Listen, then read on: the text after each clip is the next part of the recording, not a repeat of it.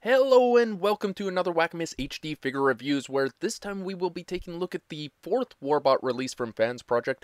This is the Warbot Revolver. Right off the bat, Revolver here is very evocative of his past G1 alt mode of Roadbuster, and hits the design to a T. A recent announcement though of an upcoming Voyager Roadbuster from Hasbro pitted these two Roadbuster titans against one another for the love of fans, and I'm here to tell you, Revolver is not going down without a battle. He is a heavy contender in this war. In fact, in vehicular mode, Revolver tends to be more reminiscent of the old G1 Roadbuster alt mode, remaining a very armored and slightly World War II German in design. Primary functions include weapon storage in the back as was before, as well as an open cockpit design, which is now fully functional since this guy actually houses a little tiny core bot. Following in the likes of the Steel Core figure that was recently released by Fansproject, Revolver here now comes with his own core bot, a little orange guy who can plug into him. So, we know that there's a little bit more to this guy, so let's check out what else he has in store.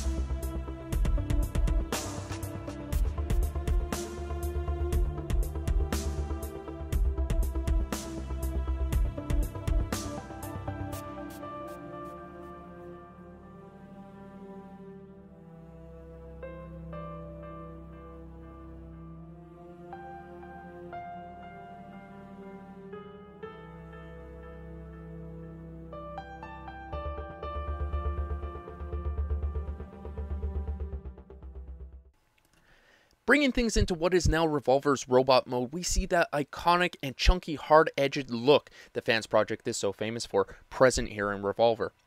Included with him is a small arsenal of weapons that interface with one another in an array of different styles and options to suit your personal preference. The main configurations lending themselves to either 2 pistols with a variation of shoulder-mounted weapons, or 2 rifles, or just one big massive combined rifle. The cherry on top that I'm glad to see is when I realized the ability for a Revolver to hold the massive combined rifle with 2 hands in a typical rifle holding position. A feature that I was gladly impressed by when we saw the Warbot Assaulter release and is present here. Revolver here comes with an expansion pack of accessories when you purchase Team Member's Rift Shot and Recoil. This set is made to bulk up Revolver in his arms and legs and give him a super mode, kind of a more built up intimidating look, kind of IDW. How much bulkier exactly? Well, just take a look at him here with Rift Shot. The accessories also have an ability to be used with Revolver when he is in alt mode to bulk him up and add a little more armor onto his frame. What's really cool about this is the way it's able to do this while not hindering the cockpit space that houses the Warbot so he can remain inside while the vehicle is bulked up. This mode has been referred to as a fist on wheels also, but the irony is that he really does have two fists mounted onto the front of him in this configuration. But let's keep the puns to a minimum, shall we? All the weapons included with Revolver, as well as now the additional weapons, are all able to store in this mode as well. The armor takes the storage into consideration, adding about 6 additional mounting points to place all the weaponry. This comes in handy when you basically have become a rolling army of arsenal. And speaking of additional accessories, this big rifle, which you see here, can be clipped onto this ammo pack of sorts formed from a rocket launcher. The whole assembly can be clipped into Super Revolver's arm, and then he can wield it.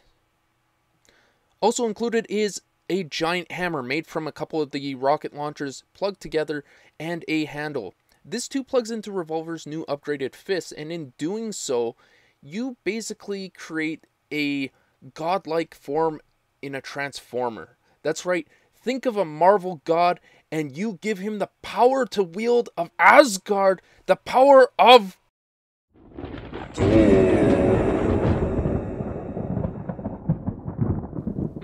sounds like rain.